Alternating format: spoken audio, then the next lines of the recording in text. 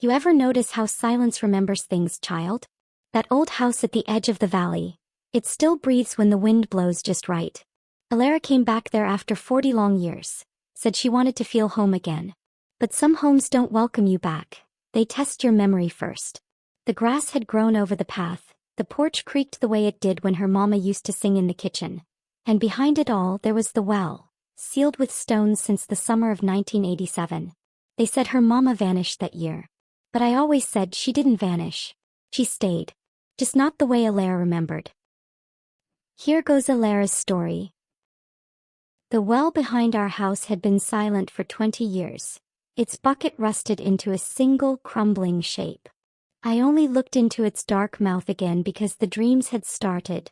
My mother always just out of sight, whispering that the stones were loose. When my fingers brushed against the oilskin pouch, slick and cold, I thought I had found a relic. I was wrong. Alara lives a quiet, solitary life in the old family farmhouse, a place suspended in the dust-moted amber of the past. Her mother, Isolde, vanished from this house when Alara was 7, leaving behind a silence as deep and impenetrable as the well at the edge of the property. The emotional landscape is one of gentle melancholy and suspended grief, where the morning light through the kitchen window feels like a memory, and every creak of the floorboard is a ghost of a sound. The mystery begins not with a shout, but with the soft, insistent pull of a half-remembered lullaby. The kettle hadn't whistled yet, but I could already feel the house listening. It was that hour of the morning when the light is thin and hesitant, catching on dust motes that swirl like forgotten memories. From the kitchen window, I could just see the old well's stone cap, a gray tooth in the overgrown green of the garden. And I knew with a certainty that sat cold in my stomach, that I would go to it today. The dream had decided for me. The farmhouse has a silence all its own. It's not an empty silence but a thick, patient one. It's in the way the floorboards sigh underfoot, a different note from the one in the hall to the one outside my mother's old room. It's in the way the linen curtains breathe in and out with the breeze. I've spent 20 years learning the language of this quiet. 20 years since my mother, Isolde, walked out of this house and simply dissolved into the world. No note. No struggle. Just a silence where she used to be. But this week the silence changed. It started with the dreams. Not nightmares, not exactly. They were quieter than that. In them I'm standing right here in this kitchen, and I can hear her humming from the garden. A lullaby I half remember. When I go to the window she's there by the well, her back to me, her hand resting on the stones. She never turns. She just points, her finger tracing a circle in the air, before she fades like mist. And I'm left with the feeling of a secret being pressed into my palm, a secret I can't quite hold on to. I woke this morning with the taste of moss and cold water in my mouth. The house felt different. Waiting. The evening sun was low, casting long, skeletal shadows from the birch trees. The air was cool, smelling of damp earth and the last of the lavender. I pushed through the knee-high grass, the wetness soaking the hem of my trousers. The well hadn't been touched in decades. Ivy clung to its stones, a thick, furry blanket that seemed to pulse gently with my own heartbeat. I laid a hand on the cold, rough capstone. Felt like touching a tomb. I began pulling at the ivy. It came away with a soft, tearing sound, revealing the dark, moist stone beneath. My fingers worked mechanically, tracing the grooves between the rocks. And then my palm pressed against a stone that was different. Smoother. Slick with a deep emerald moss. It shifted. Just a slight, grinding give under my weight. I froze. My breath hitched. I pushed again gently. The stone, no bigger than my fist, tilted inward and dropped. I heard a soft, distant plink as it hit water far below. I leaned over, my hands braced on the cold stone, and stared into the darkness. It was a deep, swallowing blackness that seemed to breathe out a chill. I could see nothing at first, my eyes struggling to adjust. Just the faint, distant shimmer of water, a secret mirror at the bottom of the world. I was about to pull back to dismiss it as nothing when a glint caught my eye. Not a rock. Not a leaf. It was a sharp, unnatural wink of light, a tiny star in all that black. It was wrong. Nothing down there should catch the light. My heart was a frantic bird against my ribs. I ran to the shed, the world feeling distant and muffled. The air inside was thick with the smell of old petrol and rotting wood. I found it hanging on a rusty nail, an old hooked tool for pulling weeds from the pond. Its metal was orange with rust, but the hook was still sharp. I carried it back, the weight of it cold and certain in my hand. Kneeling again, I fed the long pole into the darkness, my arms trembling. The hook scraped against stone. I guided it, my entire world narrowed to that single point of light in the abyss. A faint clink of metal on metal. I held my breath. Twisted the pole. Lifted. It emerged from the well like something being born. A small rectangular bundle, wrapped in a heavy, waxed cloth the color of dried blood.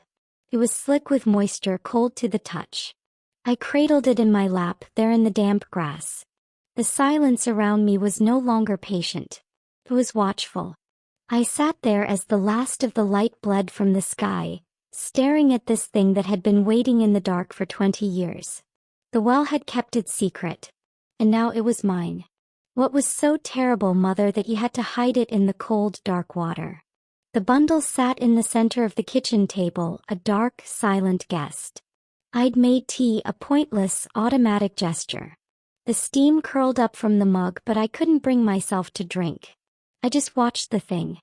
The waxed cloth was thick, stiffer now that it was drying, and it seemed to hold the cold of the well deep within its fibers. The overhead light was too bright, too harsh for this.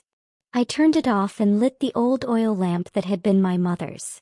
Its glow was softer, kinder, painting the room in warm, dancing shadows. This was her light. This was the light she would have read by, sewn by. The light she would have written by. The house at night under this lamp was a different place. The modern world fell away and it was just the old stones, the whispering wood and me. And this thing on the table. My fingers trembled as I reached for it. The cloth was tied with a narrow strip of leather, brittle with age. It snapped with a faint, dry crack. I unfolded the wax skin, peeling it back layer by careful layer, like I was tending a wound.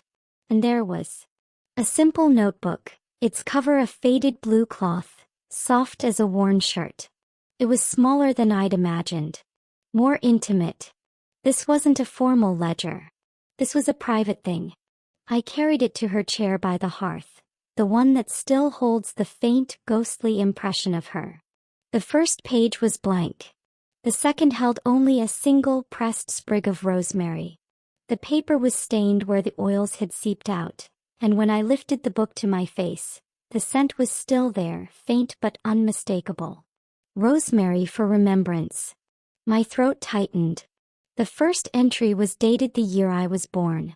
The handwriting was an elegant, flowing script I recognized from old shopping lists, but here it was fuller, alive. Alara came today. 7 pounds of perfect, furious life. She has her father's eyes, but the midwife says she has my stubborn chin. I am so tired and so full of a love that frightens me with its size.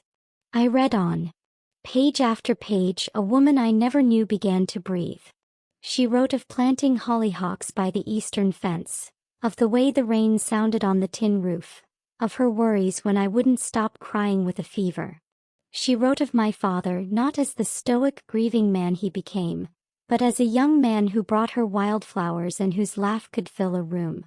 This was not the ghost of my memory. This was a person. A mother.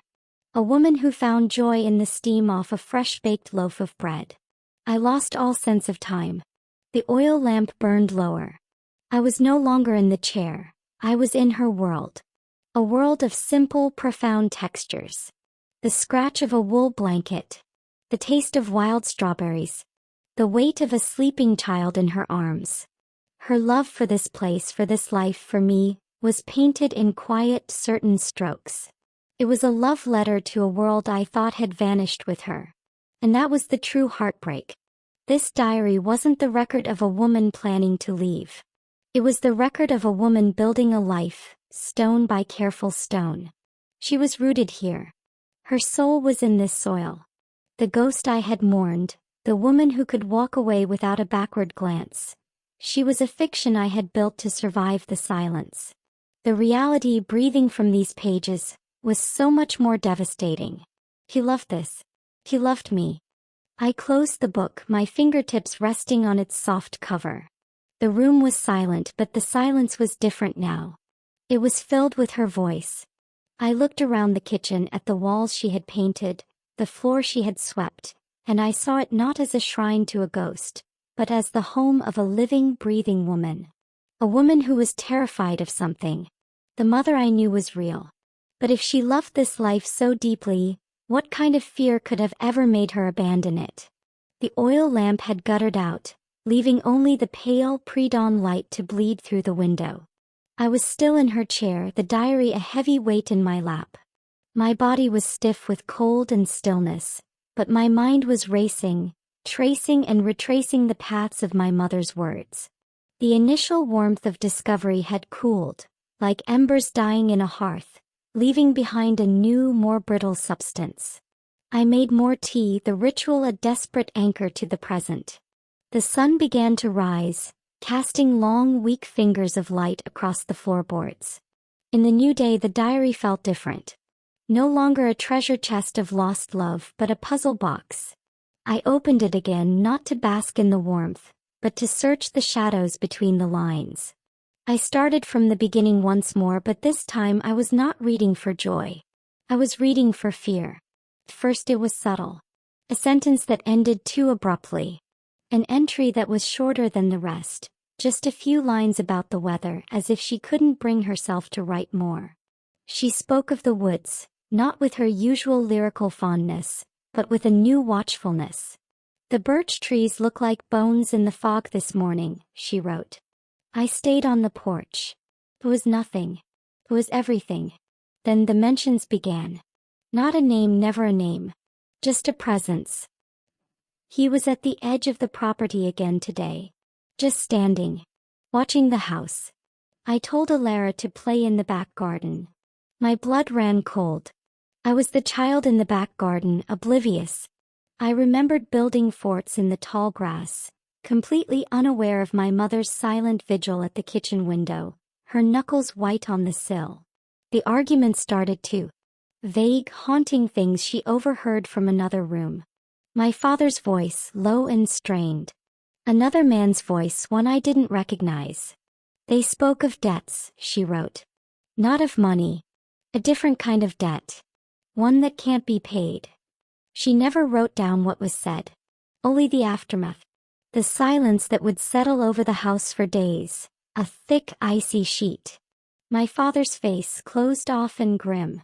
The way he would check the locks on the doors twice before bed. The final third of the diary changed. The mundane details of my childhood, the recipes, the garden notes began to be interspersed with something else. A code. She started writing about her flowers, but not in the way she used to. It was deliberate, almost scholarly. Planted monkshood by the north wall. Aconitum napellus. A beautiful, deadly guardian. On another page, the foxglove is thriving. Digitalis. It strengthens a weak heart, but too much will stop it entirely. And then the most chilling, the nightshade berries are ripe. Atropa belladonna. Beautiful dark things. The dose is everything. She wasn't just gardening. She was cataloging poisons. She was studying protection. She was afraid of someone to the point of researching how to stop a heart.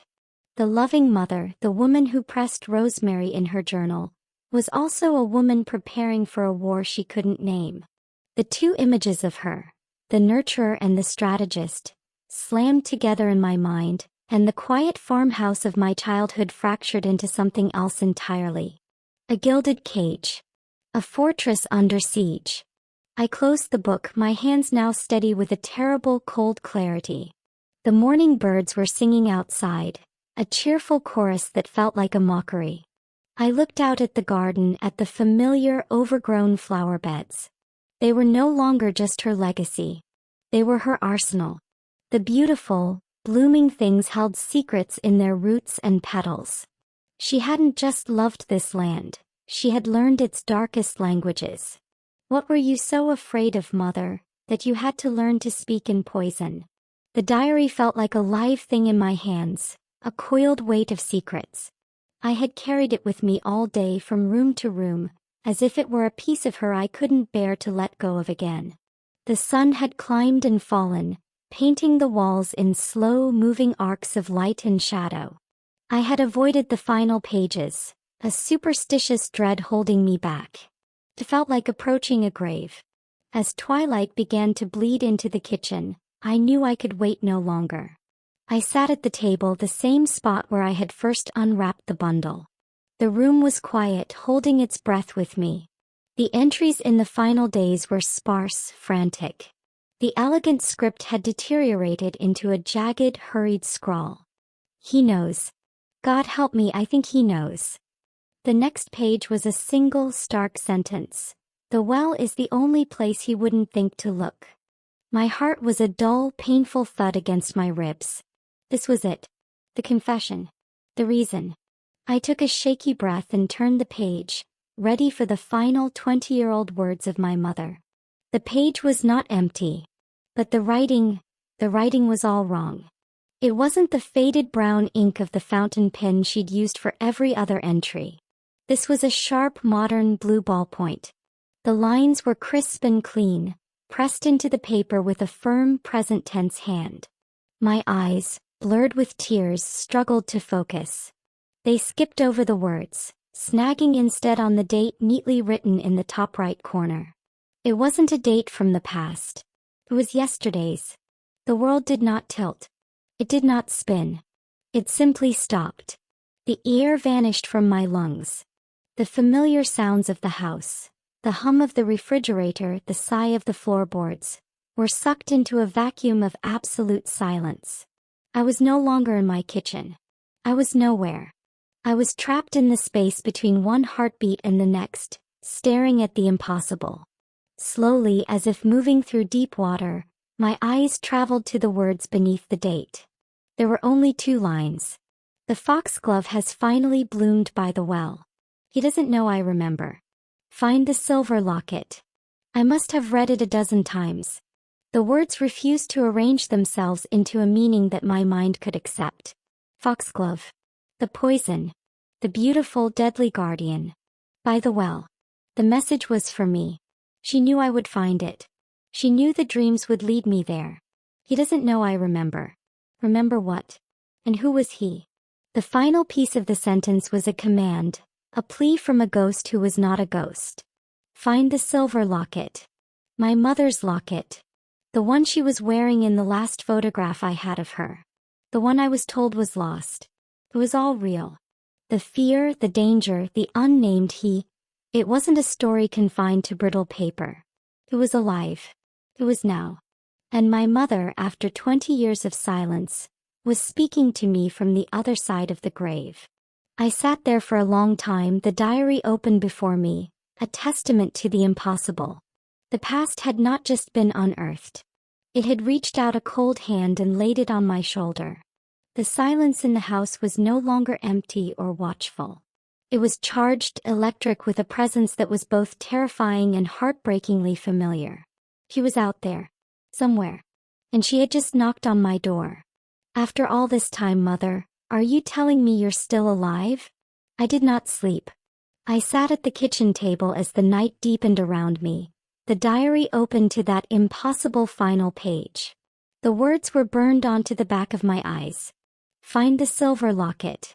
The house was no longer a sanctuary. It was a map of her fear, every shadow a potential hiding place, every sound a warning. The moon rose, casting a cold blue light through the window, and with it came a clarity as sharp as broken glass. My mother wasn't just a woman who had disappeared. She was a woman who had been forced to erase herself to survive. The diary wasn't just a record of her life. It was a trail of breadcrumbs she had left for this moment, trusting that one day, I would be old enough, persistent enough to follow it. The dreams, the loose stone, the coded entries about poisonous flowers. It was all a carefully laid path. She had been guiding me here all along. The thought was at once a comfort and a horror. As the first hint of gray touched the sky, I moved. I went to the old wardrobe upstairs and pulled out my heaviest boots and a thick jacket. The morning air was biting, the grass silvered with a heavy dew that soaked through my trousers in seconds. I felt a strange calm, a purpose that had been absent my entire life. I was no longer the child left behind. I was the one being summoned. The well stood in the half-light, a silent sentinel. And there it was, just as she said. At its base, nestled amongst the choking weeds and wild ivy, was a single magnificent spike of foxglove. Its purple bells were heavy with dew, each one a tiny, perfect cup. It was not wild. It had been planted. Recently. The earth around its base was still soft and dark, distinct from the hard-packed soil around it. I fell to my knees, my fingers digging into the cool, damp earth. I didn't care about the dirt under my nails or the wetness seeping into my skin. I dug with a quiet, frantic urgency. An inch down, my fingertips scraped against something cold and smooth. I brushed the soil away, my breath catching. It was a tarnished silver chain, and attached to it a small oval locket. It was hers. I clutched it in my palm, the metal warming against my skin. This was it. The final secret. With trembling fingers, I pried the tiny clasp open. I expected a photograph from the past. Picture of me as a child. Of my father. A lock of hair. But that's not what was inside. The locket held a photograph, but it was modern, printed on the slick paper of a drugstore print.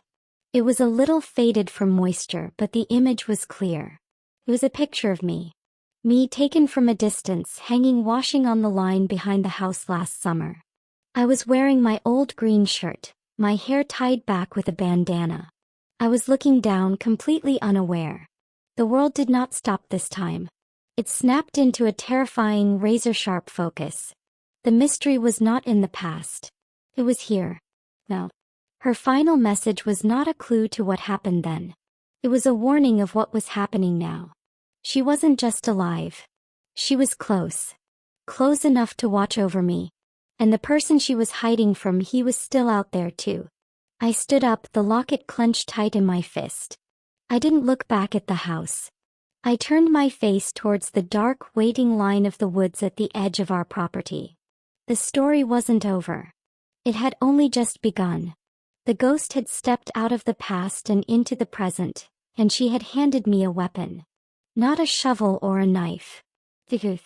I stood there not as a keeper of a sad history, but as a player in a silent, ongoing war. I'm listening, Mother. I'm finally listening.